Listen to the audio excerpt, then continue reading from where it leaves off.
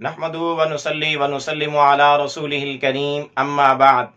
محترم معزز سامعین و ناظرین، مفتی سعید الرحمن سعدی آپ کو اپنے اس چینل پر خوش آمدید کہتا ہے۔ معزز سامعین، آج کی اس ویڈیو میں ہم انشاءاللہ العزیز خواب کے اندر توا دیکھنے کی تعبیریں بیان کریں گے کہ اگر کوئی مرد عورت خواب میں روٹیاں پکانے والا توا، یعنی لوہے کا وہ گول توا جس پر روٹیاں بنائی جاتی ہیں، روٹیاں پکائی جاتی ہیں،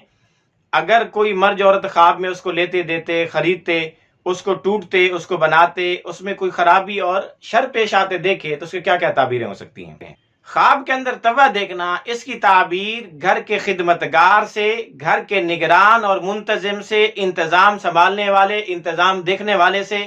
اسی طرح اپنے پر، اپنے اہل و عیال پر، گھر والوں پر خرچ کرنے والے سے دی جاتی ہے۔ چنانچہ اگر کسی نے خواب میں دیکھا کہ اس نے نیا توا خریدا ہے یا اس کو کسی نے توا گفٹ کیا ہے تو اس کی تعبیر یہ کہ خواب دیکھنے والے کو کوئی نیکوکار خدمتگار ملے گا، یعنی اس کی کوئی خدمت کرنے والا، ہیلپ کرنے والا، اس کا سارا سپورٹ بننے والا اس کو ملے گا۔